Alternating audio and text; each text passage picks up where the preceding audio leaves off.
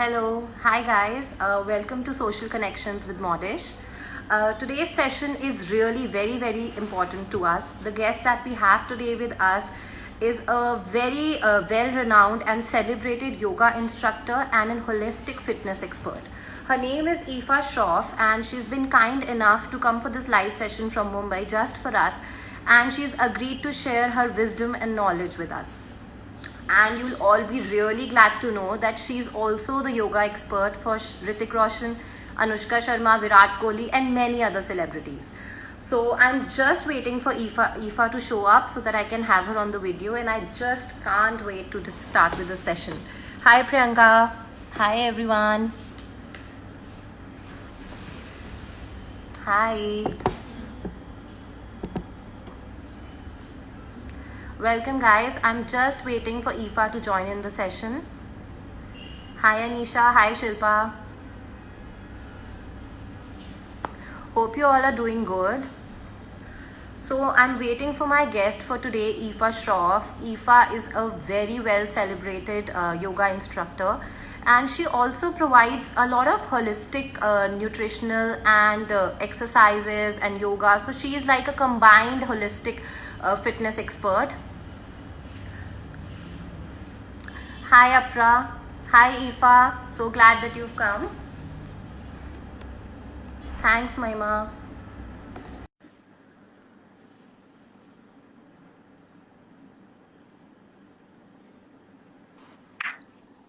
Hi Eefa. How are you? I am good, Karishma. How are you doing?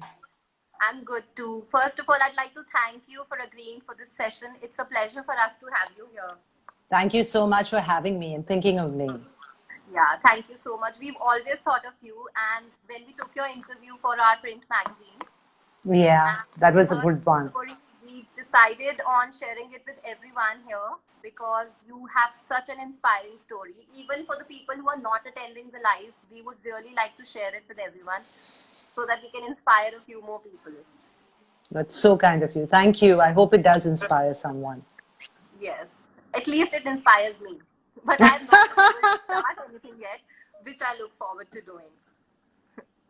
I'm sure. Yeah. So let's just begin the session, Aoife. I've just Sure. introduced you to all the people here. I've told them about what you do and what an amazing yoga instructor and a holistic fitness expert you are. I don't So, really know about that. no, I'm sure you are. I'm definitely a very passionate student of yoga. That's for sure. Yeah, I can see that in your pictures, and I totally love it.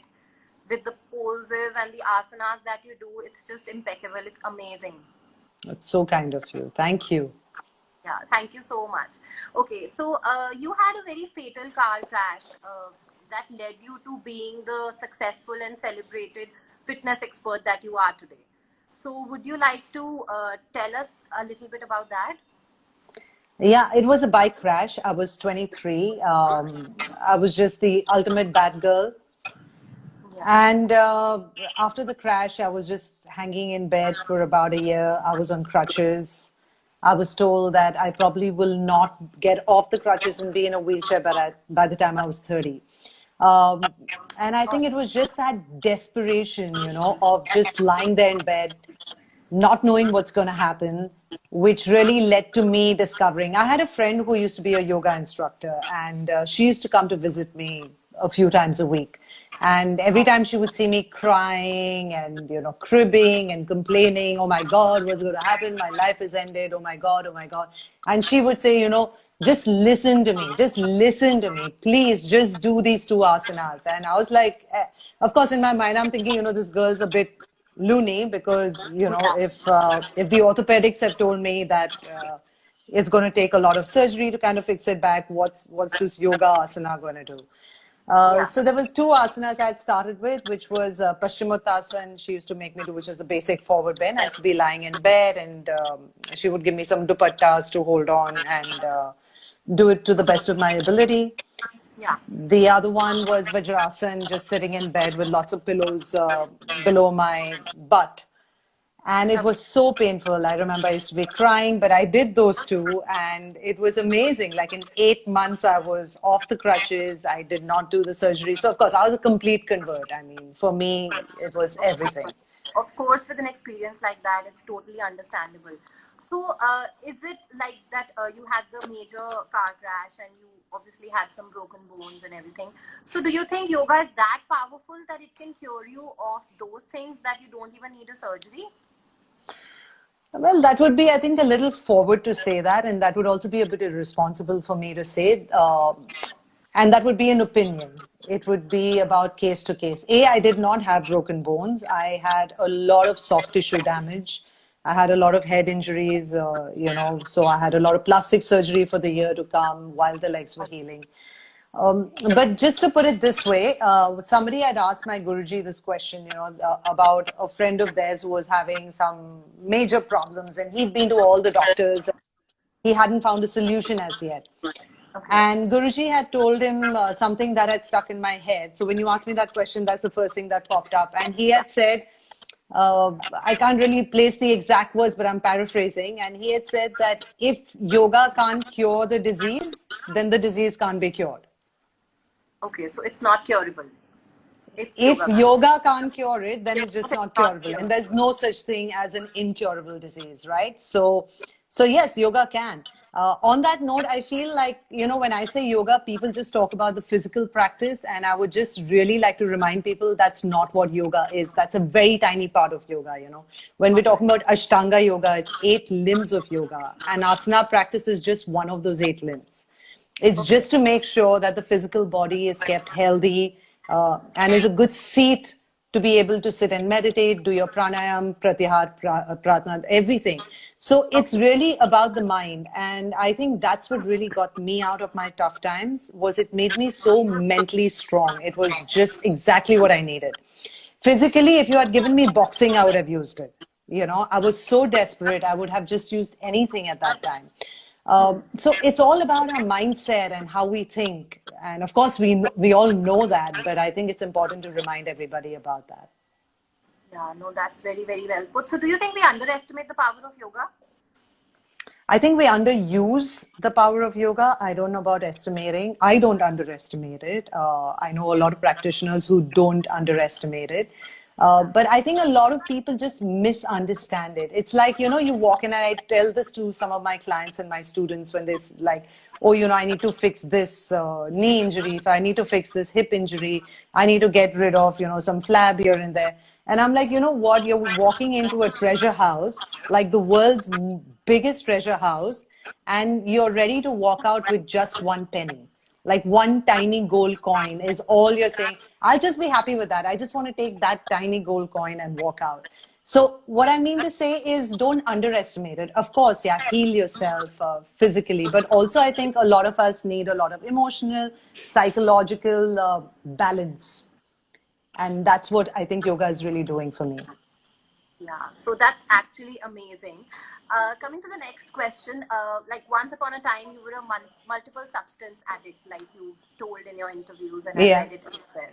So, how yeah. difficult or how easy was it for you to come out of it and emerge as someone so powerful physically and mentally?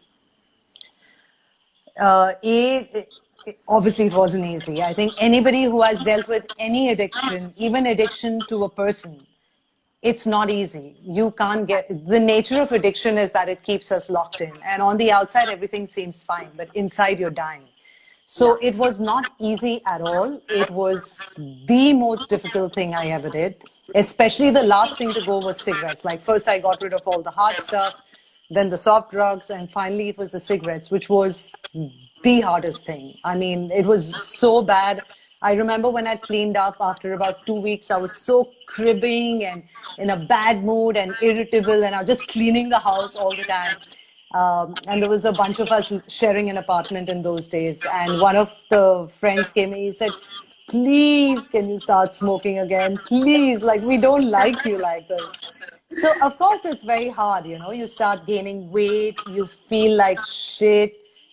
everyone's telling you, oh, what's wrong with you? You look like shit. And you're like, how can this be? Like, I've cleaned up. I should be looking fantastic right now. But it's not Exactly. like that. You know, when you're in detox, you don't feel good. So it was very tough, but it was really, really important. And yeah, it made me very strong. Yeah. So, did you take any professional help? I did not, I could not afford it. I could barely afford 2 meals on my plate in those days. So, no, it was just plain cold turkey. All No right. professional That's help. very, very inspiring. I'm sure it's going to help quite a few people out there. Like you're an epitome of grace. I've seen your Instagram pictures, I've seen your pictures online, and you are so perfect with your asanas and your postures. So, like, have you taken any professional yoga training from somewhere? Oh, of course. Yes. I was with my Guruji for about 5 years while he was alive, until he was alive. I've been to a lot of other people before that, but I mean, I was just looking for that one person. So he was Sri K. Patabi Joyce. I don't know if you know of him in Mysore. No. His grandson still teaches, and he was absolutely fantastic. He's in my heart even today. Yeah, I have two questions before I miss. Sure. Someone here has asked, can you tell us something about Surya Namaskar? Uh, what exactly would you like to know about Surya Namaskar? I think I'm that, not, yeah, okay. probably the So, benefits of Surya okay. Namaskar. Yeah. Okay, I'm not a big fan of Surya Namaskars personally after doing them for many years, yeah, because I just feel that moving from one asana into the other, which is the whole concept of the Surya Namaskar, followed by the breath, it's just the way the particular sequence is set up can predispose you to injuries. Now, having said that, I think it's important that we use our common sense and also think of what it was created for. So, Surya Namaskars were created in days when we weren't really using things like jogging and walking to warm up. It was just to warm the entire body up, to warm up the skeletal structure and to warm up the circulatory structure, right? So I think just doing a little bit of brisk walking before you get into a strong asana practice, or if you're practicing at a place, just kind of walking up to that place rather than taking the car, and then going into your practice pretty warmed up makes a lot more sense. But again, that's just my personal opinion. For years, I did the Surya Namaskars, and that's the way my practice was structured. So that's what I did. I don't do them anymore. Okay, so you don't do them anymore. So you're not a very big No. fan of Surya Namaskar. I'm not a fan of Surya Namaskars. Predisposes to too much high risk of injuries. Not worth it. Yeah, because I remember I had just done like twice. I had done yoga with my brother. He was taking a training that time. And I had a Okay. major fitness problem after I did a few Surya Namaskars. So after that, I've been so skeptical about doing anything. And Yeah. I'm very, very scared internally. But I really want to start something on a personal note. So I had a major injury myself after doing a few Surya Namaskars. What did you injure? May I ask? I had a slip disc. Eeks. Probably it got aggravated, but the very next day I could not get a It surgery. does. It will aggravate it, Yeah, 100%. It'll aggravate neck yeah. problems and shoulder problems if you have those. I know people who've gone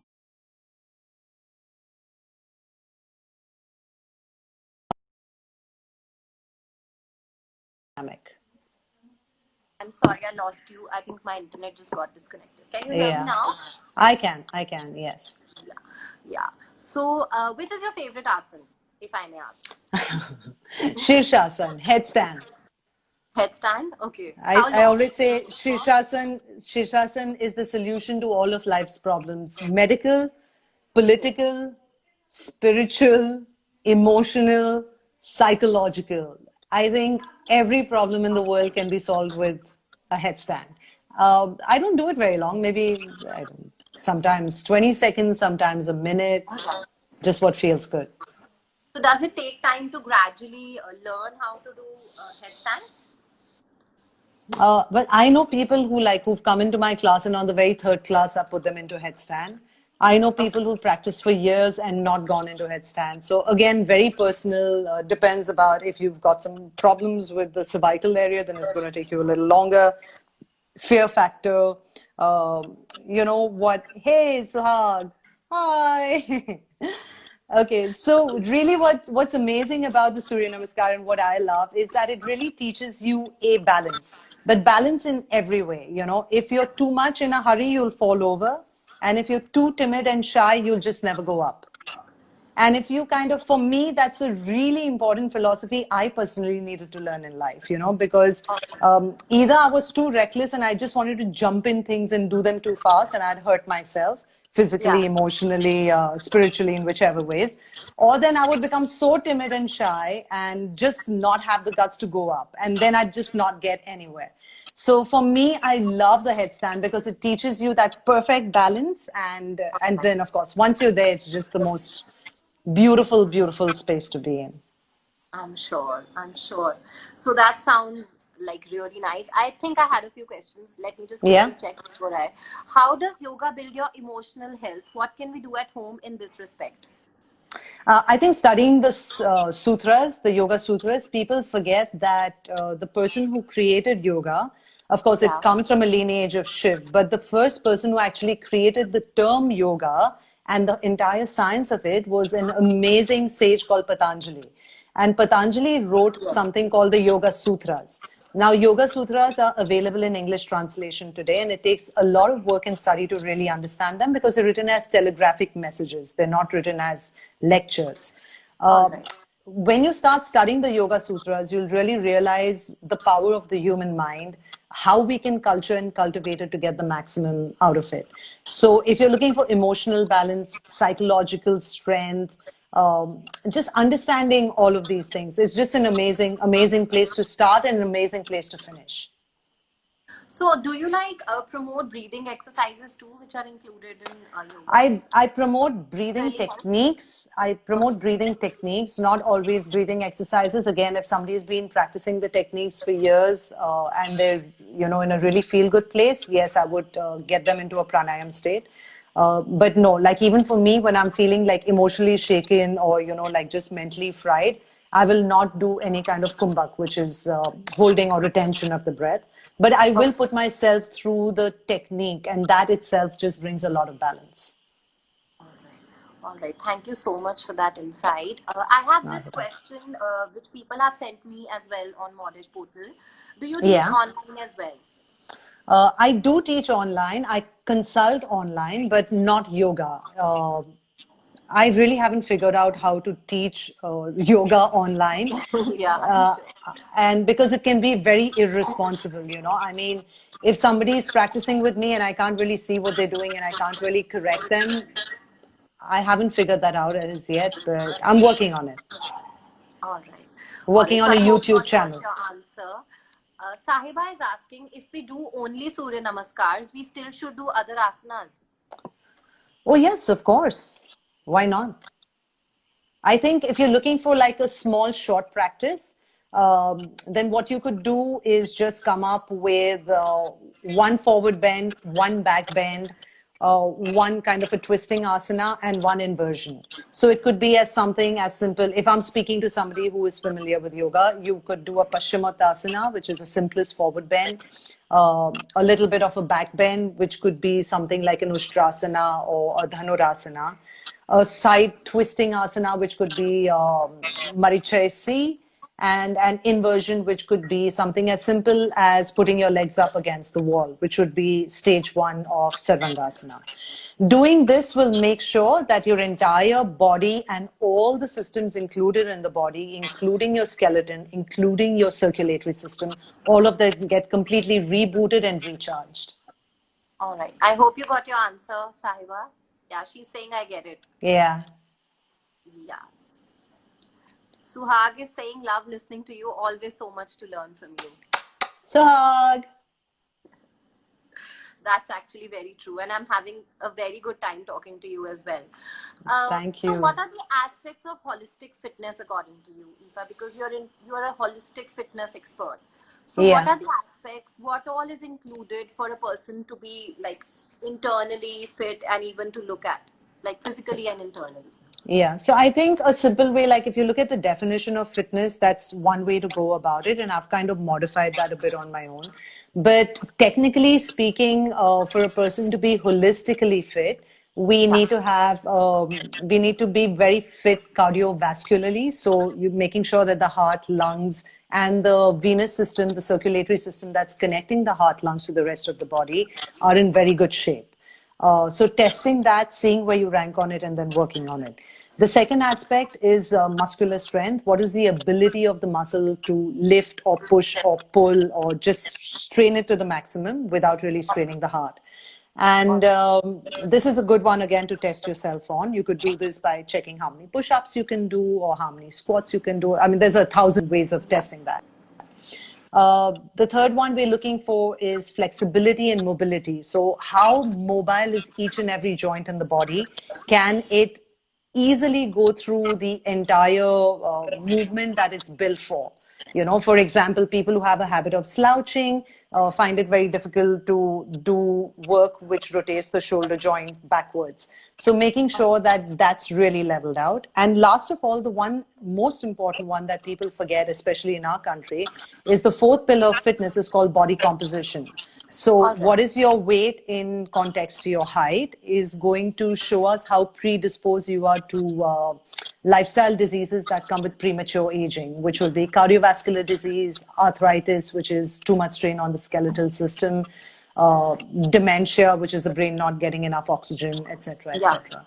So if we looked at these four, and you know, if we had the honesty to just sit back and say, okay, where do I stand in these four? Because people who are strong love to do work that only makes them stronger. They hate doing cardiovascular training because they're not good at it. But that's actually what they need to do the most, right? If somebody is flexible, they just want to go on doing yoga. They don't want to do cardiovascular training. They don't want to do some resistance training, but that's what you need to do. So I think it's good to be honest with ourselves and, you know, just take a step back and say, okay, where is it that I'm lacking the most? Rate yourself on a scale of 0 to 10 in all of these four. Find the one that you're weakest at and start investing more time and energy in that. Cardiovascular training can be something as simple as taking a brisk walk for 30 minutes every day. You know, so I mean, there's of course 100. I'm not going to get into how many different ways there is, but that is being fit holistically. Okay. I have modified the definition a little bit for myself, at least, and for the people that I train. And for me, the concept is called eat, train, think. If we change the way we eat, train, and think, we are going to be able to change how we look, how we feel, and whatever else it is that you want to achieve. So these three things need to be in balance. And I find that when I'm eating right, thinking right, and training right, all my four pillars of fitness automatically get taken care of. All right. So, is it a part of the 10 biometrics that you check before people come on board? Not really, no. The biomarkers. Biomarkers, yes. The biomarkers, yeah. So the biomarkers are going to show us what is our biological age, but they're definitely not going to make you fit, so to speak. It could, but it's a chance, and we don't like chances. So the biomarkers will make sure that you are actually becoming biologically younger. So you were asking me, what do I do online? The online 1-year consulting program that I do is helping a client, you know, rate their biomarkers in the beginning. And then I train them to actually reverse, improve their biomarkers so that at the end of the year, they're literally biologically younger. So and you can see it in the blood work. Like they feel younger. Of course, you younger? look younger, you feel younger because of course, you've also lost a lot of weight, you've lost some fat, you've probably built some lean body mass. Of course, this is all individual depending who needs to do what. But their cardiovascular strength has improved. If they've got a blood pressure problem, that's improved. Diabetes has gotten reversed or at least lessened. So these are the biomarkers, you know, your blood sugar, your thyroid, your cardiovascular, your lipid profile, you know, how much of fat is there in your blood, etc., etc. What is your level of antioxidants in your blood, which is going to help you fight, you know, things like what's going on right now. We've seen that people who die young always have a lower range of antioxidants and always have fluctuating blood sugar. So making sure that if we just use these two things and really stabilize these two things, especially at a time like now, like, oh my God, it would just take your stress levels out completely. You'd be able to feel so much confident, especially about your seniors. That's actually very good. I should consider taking the online thing myself. You must. I'm far from Mumbai. Otherwise, I would have come You to must. you like. So, how do you balance mind and body holistically while you're stuck at home during COVID? Like, what is your advice during this, particularly during this time? Firstly, thank you, Radhika. I can hear you saying 1 year program helped me so much. Thank you, thank Yes. you. What we can do while we stay at home is exactly that's actually exactly what I do in the online coaching. Okay. I take them through the entire year because it's a whole bunch of things. But right now, I think what is important is to make sure that we keep cardiovascular health up. People who live in apartments, especially in cities like Bombay, Pune, don't have much place to walk.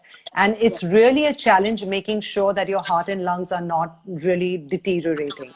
So having something as simple as doing some step training, like literally just finding a step in your outside your house or in your house and going up and down for a couple of minutes every day would do that. Using a skipping rope is my favorite. So, just skipping for a little bit for half an hour on and off would really help. So All keeping right. cardiovascular is really important. Making sure that you're eating well, just because you're home and everyone's trying out different chefing channels and challenges doesn't Yeah. mean you'll end up eating a shitload of butter and ghee and And rice sugar. like it's going out of fashion. So we have to kind of keep that in control. Of course, we all need to feel good, but I think that feel good needs to come more out of reaching out to each other, talking to family, all of that. Another thing that's really happening is that everyone's immune system is really collapsing right now because we're not exposing ourselves at all to our To the environments. outer world. Yeah. So systematically exposing yourself to your environment, I think, is something very important right now. Systematically So being how the do we do operative word. that? Like Uh, well, it will precautions. all again, it will depend on what, where you are, what your situation is. It's going to be very personal. But let's say in my case, I'm in Lonavala. I'm here with my mom because she lives here and I just wanted to make sure that, she was safe. So I allow her to take a walk down the lane. And just at the end of our lane, she has a friend who's like 95 years old. So she goes and visits her 3 times a week and comes back. Now that is systematic exposure in a very safe way, So when she's exposing herself to the environment without a crowd of people, her immune system has to kind of work to make sure that it keeps her safe. So I think that's something that's really important. And just Yeah. eat well, just eat really well. Yeah, because I have a really small baby myself, and I always wonder that Oh, whenever she moves out, what will her body feel? How will it react? Because she's never gone out. Ever since she's been born, she's been indoors. I've oh hardly my taken. God, how old is she? She's just turned 9 months. First 4 5 months, I was Oh, being very skeptical, and then the corona thing of happened, and now course, I'm not again taking her out. So I always right. wonder the same thing: how will she react? How will her body react? And how will her immunity react when she goes out to the real world? So you should start exposing her a little bit, like if you have a garden or something like that, but start exposing her to Yeah, the that much environment. I do. Yeah, that Yeah, much I at do. least to nature, if not to people, at least to Yeah, nature, because that's the only yeah. way the immune system builds up. Otherwise, it doesn't build up. I'll make sure that I make a routine for that as well. Yeah, Thank you so much for that advice. not at all. Yeah, so you have a certification in nutrition as well, right? You're a nutritionist as well. Yes. So, can you provide us details about any immunity boosting foods that we can have during this time? Sure. So all the antioxidant foods. So vegetables would be number one. What you want to be doing is it's a concept called eating the rainbow. So try to find fruits and vegetables in every color you possibly could. I have a very Okay. simple system that works for me because it's difficult otherwise to think how you're getting everything in. So if you say Monday is reds, Tuesday is oranges, Thursday is green, and so on and so forth. Of course, when you Yeah. get to the violet, indigo, and blue, it gets a little tough. But Yeah. understand that it's not like it's not some religious thing. It's just to kind Yeah. of give you some system so that you'll end up eating things that you wouldn't eat otherwise. So it could be something as simple as, there's jam. Am I saying it right? Jamuns, which are all Jamun. over Lonavala. Now Yeah, those yeah. they're just growing on trees wild, and I would have never ever thought about eating them if I wasn't looking out for blue fruit. Okay. Because Oh, when I'm right. eating Yeah. the rainbow, I realize in India you don't get blue fruit. The only thing is blueberries, and Yeah. at some 4,000 rupees a kilo, that's ridiculous. Like I'm not Yeah, eating yeah. that. It's ridiculously You know, expensive because I get so it for my kids and I know. It's like, Right. So it's stupid, right? I mean, how yeah, often are you going to? You want things that you can do in a sustainable way on a weekly true. basis. So just start looking for color and whenever you find it. So say, Monday I'm going to make sure I'm eating at least red vegetables once or twice. You All can right. also go the Ayurveda way. Ayurveda has that for different planets. There's different foods that please different planets. Like Okay. Monday is supposed to be white foods, and so things like that. So just coming up with some kind of a system, but using that system specifically for fruit and veg, because this is where all your vitamins, antioxidants, all of that is coming from. Another All right. thing that I feel guilty even saying it now because I'm telling you this, but I haven't been using it, is green tea. Making Okay. sure that you're drinking enough It's of green effective. tea. It's definitely a big antioxidant. It's going to boost your immune system like nothing else. Having All said right. that, don't go overboard and start having 8 cups of green tea because you'll get dehydrated. Like you'll be Yeah. going to the loo more than you can handle. But Yeah. like doing 2 cups of green tea, doing lots of fruits and vegetables. If you are somebody who does yoga, then doing any kind of the inverted postures would also really boost that. But yes, Okay. fruits and All right. vegetables, those are your best friends right now. Fruits and vegetables, and we can have it in a way that on Mondays we can have a certain color and the rainbow week. Just come up with any system that forces you and pushes To you to have, eat colors that you wouldn't have thought about before. That's all. yeah, that's a very, very good idea. Great. Yeah. So coming to the Bollywood angle, you have trained many Bollywood celebrities who are so fit, like Hrithik Roshan, Anushka Sharma. They are like It's examples of an fitness honor. in their own It's an way. honor. I've learned Yeah, more from them than I have sure. taught. Yeah. So, can you share with us your experience? How was it to train them? How has it been? And any memorable moments that you know that you can think of? I mean, a lot, a lot. Of course, I wouldn't share too many of them because it's also about people's privacy. Yeah, of But course. Ritik was the one that really inspired me to study fitness, study nutrition, and really get into it. I used to teach yoga at that time, and that's what he used to bring me in for the kriyas and things like that, and a lot to do with the food. But seeing his passion for fitness reminded me that there was more to fitness than yoga, than just flexibility and mobility. Okay. And it just, I mean, he's so passionate about his food, about his training, about everything, and that really rubbed off on me. The very first time I trained him, I remember it was also my birthday week, and he found out it was my birthday, so he gifted me the first heart rate monitor I ever bought, and now I don't live without the heart rate monitor. Oh So wow. that really encouraged me to understand cardiovascular fitness and things like that. So, like I said, I've learned more than I can ever have hoped to teach. Wow. Anushka is just absolutely, I mean, she's just a ball of light. For anybody who knows her, it's absolutely impossible to disagree. She is a ball of light and energy, and it's just incredible. Like her sense of belief, there is nothing that she can't do. Wow. Nothing physically, emotionally, spiritually, and an extremely spiritual person. Okay. So, So, like celebrities are easier to train than normal people, or is it a little more difficult and a little more taxing? uh, I think we are all normal, Absolutely. celebrity or not. Non-celebrities. But yeah, but non-celebrities, I don't know about celebrities or non.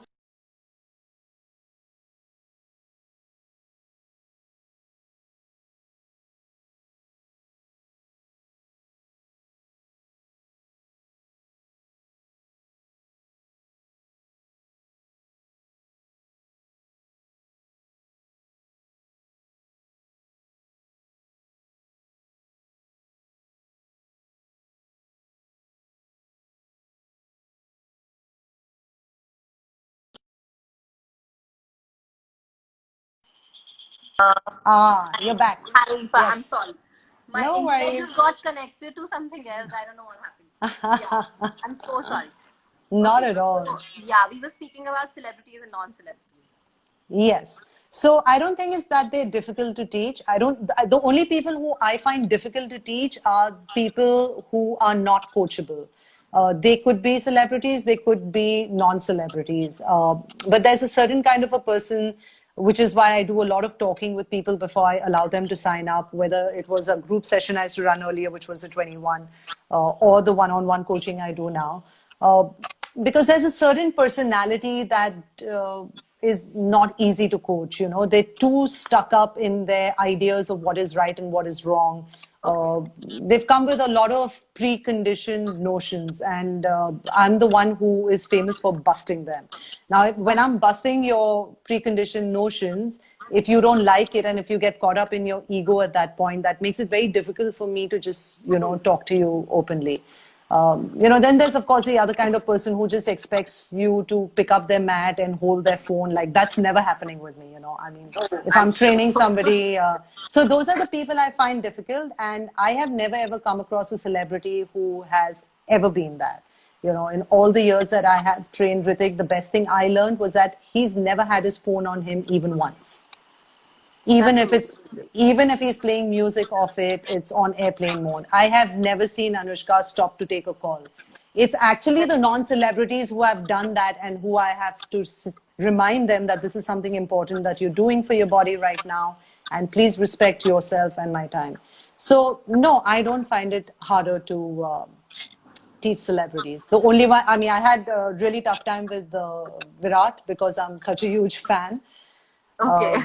So I had to really, I was like, okay, I'm going to do the fan thing later, but right now I have to be the coach. So please excuse me if I'm being stupid or something. But that's about it. No, not otherwise. They're fantastic people to work with. Yeah, that's actually very good to know, because I'm sure they are so into fitness and everything that they take it more seriously than non-celebrities do. That's why I put up this question, because I always Yeah. thought that it would be easier to teach them than teach us, like people like us who are not really into fitness. And I really want to start it. That was one of the biggest reasons when I spoke to you for the first time. I told you that I really want to start doing yoga and everything, but I'm not able to. Yeah. When the time is right, it's going to knock on your door.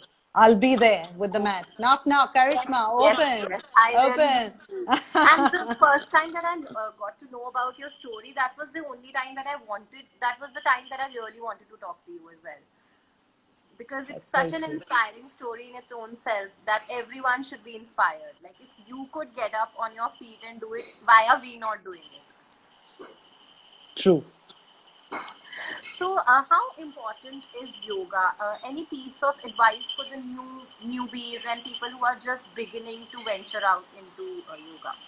Sure. So, how Yoga can they is start doing yoga at home, like on a very beginning level? okay. I'm going to answer the first part of the question So, because that's the one I know how to answer. I'll tell you my opinion on the second part. Uh, if you're starting yoga, which I think everybody should do yoga, that's just that's the love of my life, and it's just given me so much and continues to give me so much that it just blows my mind every single day.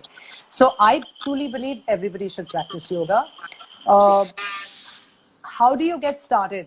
I think the best time to advise people is right at the start.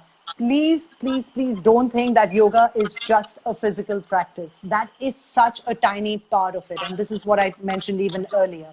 yes. Ask yourself or ask somebody, go online and read, what does yoga mean? The definition of yoga given by Patanjali is that yoga is the cessation of the mind. Okay. Now think about it. Just think about that. Yoga is the cessation of the mind. So if I can get my mind to stop, then I'm in yoga. But Okay. if I'm in headstand and I'm thinking, what am I going to make today for lunch? Who is coming? What call today I have? Yeah. What do my investments look like? Is the market up or down? What's going to happen? Blah, blah, blah, blah. Then I'm Yeah. not in yoga. All I'm right. not in yoga. Then why It's not when you just stop study thinking. gymnastics? It's not Okay. when you stop thinking. It's when you have such fantastic mastery over your mind, over every aspect of your mind, that you are the guy in control. Another person who I absolutely love his teachings is Osho, and Osho has said it beautifully, which will connect the concept to you. He said, the reason that people should practice yoga is because you are like a party going on.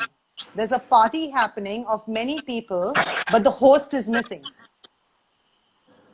There is no host. It's just a Yeah. mad party. Now I'm going to get up from tomorrow, wake up at 5 o'clock. Now I'm going to do this. Now tomorrow keto. I'm going to do yoga. I'm going to run. All these plans you make, and then the alarm rings, and then you're like, oh my god, it's raining, it's dark, it's cold. Yeah. I'm just going to sleep for half an hour more. This is what I mean. The host is missing. The Okay. person who said they're going to do something at 4 o'clock in the evening is not there anymore at 4 o'clock in the morning. There's a party going on. Somebody else is there now. Yeah. So this is why it's so important to practice yoga, because yoga gives us that determination. Same time, same place, same mat, every single day, same practice, again and again and again and again. When you keep doing this, it crystallizes something inside of you. It gives you that sense of self-confidence that, yes, I can do something because I said it. A lot of times I tell people, just do it because you said it, not for any other reason. You said tomorrow you'll wake up at 6 o'clock and go for a walk. Just because you said it, wake up and go for a walk. When you come back, you'll feel so good. Your sense of self-esteem will be so much higher that you love it. Yeah. That's beautifully explained. Thank Yeah. you. You just explained it impeccably. It was the most beautiful definition of exercise and yoga that I've heard. Sweet. Yeah. So if you're a newbie, please explore the sutras, explore all the limbs of yoga. Even if you're not going to practice them, you should know what they are. Think about them, find more information about it. Don't make yoga an exercise routine. We have fantastic exercise routines which will work much better. Yoga is a beautiful practice that brings body, mind, and soul together. So, leave it at that. Yeah. All right. So that's a very good message. So how can we start yoga like at homes All ourselves? right. So you said, yeah, how do we start yoga at home? I don't know. For a newbie, I don't know. I would not take that responsibility because I've just not figured how somebody can look at a screen and follow somebody and do something, and there's nobody watching that person, not watching their form, not watching their posture, not seeing what they're doing. Because it's not something like walking, right? Like I can tell you for walking, put on your heart rate monitor, make sure you stay between XYZ beats to XYZ. If you go to this, slow down. If you go to this, pick up the pace. How do you tell somebody to do yoga like that? How do you tell somebody over the phone to do? Yeah, I instruction, but after that, uh, so I don't know. If you are somebody who has practiced yoga, and this is what I suggest that people do an intensive. Do an intensive with a teacher that you really like. An intensive would be maybe a weekend workshop, maybe a 5-day workshop, maybe a 7-day workshop. If Yeah. you're like really high up in the practice, maybe a month's workshop. I don't know, but do an intensive, learn a little bit, and practice that at home. Perfect it. Go back after 3 months, do another workshop with something else, and I think that would be a good way to get started. Yeah. Yeah. That's like a good advice. Having said that, I am planning a YouTube channel with teaching yoga. So, I mean, I'm trying to figure how I can do that in a really responsible way. And when I do, I'll definitely let you know. Well, the only challenge that I feel is that you won't be able to see the postures of the people if they are doing it correctly or not. Apart Right. from that, it's I think doable. But isn't that the teacher's responsibility? Yeah, being a teacher, Like obviously, it's your if responsibility. something happens to that person, that's my karma. Yeah, that's true. So, If they like, if what they do you have think a of if they online have a classes? slip disc, Exactly. if they have a slip disc like I you had a did, moment like this. that would Yeah. be karma on me, right? And that's not karma I'm willing to carry. Yeah, because the moment I spoke to you about Surya Namaskar, that was the memory that started coming in my head that I did it and I was in bed for 3 months and I'm very, very scared. Yeah, yeah. Yeah. Suhag saying that's a good plan. Let's do another workshop when you're back in Bombay. 100% Suhag. So, do you plan to do any workshops in Delhi as well? Delhi and other cities? I have a lot of clients in Delhi on my one-on-one. Okay. Uh, I have not done. I mean, I've done some seminars and talks in Delhi. I haven't really done a yoga workshop, if that's what you're asking for. Yeah, I was asking about a yoga Yeah, workshop. I would love to, but I haven't figured it out. Deepti is saying you will take care of them, Eefa. I'm so sure of that. Dipti. So, outside Mumbai, do you plan to open any studios or any such No, thing? I don't plan to open any studios ever. I opened studios when I was very young, when I was first into yoga, and after that I don't do studios. Because Okay. you're So, thinking how do you about, provide it right now? Like, do you do a one-on-one personal? I do one-on-one, and when I do groups, I hire a place. So I hire a studio on an hourly basis, and that's it. Okay. But when I have a studio, then the rent is so high. Instead of thinking about teaching yoga, I'm thinking about how to pay rent.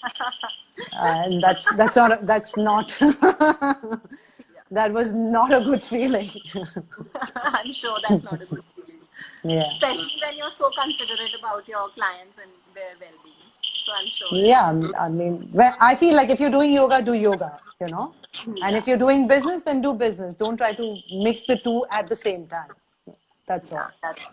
that's actually rightly put. So let me just see if I have missed on any questions because I got disconnected in between like two, three times. Yeah, just a second. One more question was there. Doing 108 Surya Namaskars can be done twice or thrice a week. Is it beneficial? Well, I don't even think you should do one Surya Namaskar. So Yeah, 101 would 108. definitely. I mean, I think whenever you're doing something, ask what's the purpose of it? Why am I doing this? Once you've answered that question honestly, the second question to answer is what is the risk versus benefit ratio of this? You know, if I want to do 101 Surya Namaskars, what is the point of doing it? Generally, the purpose would be in yoga that's tap, right? So you're trying to create a internal spiritual fire uh, to kind of do something really difficult. Okay, now you have your answer. Now you have your reason. The second question is it worth the risk to benefit ratio? What is the benefit of the spiritual practice that I will get to it, and what is the risk? The risk is that you can be in bed for the next 6 months and have a reoccurring injury and a spasm that will go on stalling you. So is that worth it? It's not worth it for me. I can't imagine who it would be worth it for. So True. having said that, if you realize that, okay, what I'm really looking for is to do something a little difficult so that I make life a little difficult for me, and that will make me spiritually stronger. Okay, that's the whole point of tap. You could do simple things. If you're used to getting up at 7 o'clock, put the alarm at 6 o'clock. If you're used to having two toasts at lunch, have one toast at lunch. If you're somebody who's used to drinking wine like me every evening, try to skip that for a few days. Do something that makes life a little difficult for you. Like Stop giving up on smoking, something, like a giving little bit. up something for a little bit. I mean, it just depends on how much of a spiritual fire the person's looking for. Like I knew I had a friend who had vowed that he wouldn't eat non-vegetarian food Yeah, if his daughter got better, and his daughter did get better, and then he did not eat any non-vegetarian food, and he loved meat. So yeah. that's a typical example of tapas, Okay, like a So ask tapasya. yourself why, yeah. So why are you doing it? And then is it worth the risk For the to risk. benefit ratio? That's all. So I don't see Surya Namaskars being worth the risk. But like I said, please don't take my word for it. That is just a Yeah, personal whatever opinion. works for This is you. somebody who for 8 years non-stop did Surya Namaskars every single morning. Like my practice started with Surya Namaskars. But it was a lesson I learned, and I did not have the ego to say, okay, just because I'm doing something doesn't mean I have to go on doing it. I understand this is causing a problem. Maybe I can just take a walk, because I was doing it for cardiovascular benefit. I was doing it to get my heart rate up and get warmed up for my practice. So I found that it was much easier to do that with Risk walking. work. All right. So you should weigh what your risk is, and then you should take the decision. Yeah, ask yourself what the Risk purpose benefit. is. Yeah. Yeah. Kaneez here is saying, "What is the secret of your glowing skin, Aoife?" Good Persian genes. Hey, Kaniz, you gorgeous girl, how are you? Great. Yeah. So Anahita wants to know, how do you build mental strength, especially in sports? get into a relationship with a really annoying man?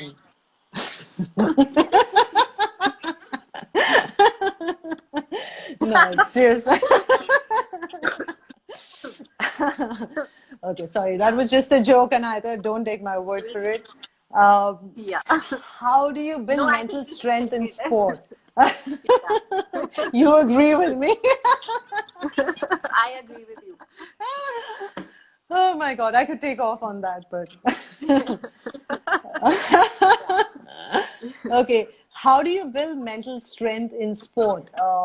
You condition yourself, you push yourself, and you compete.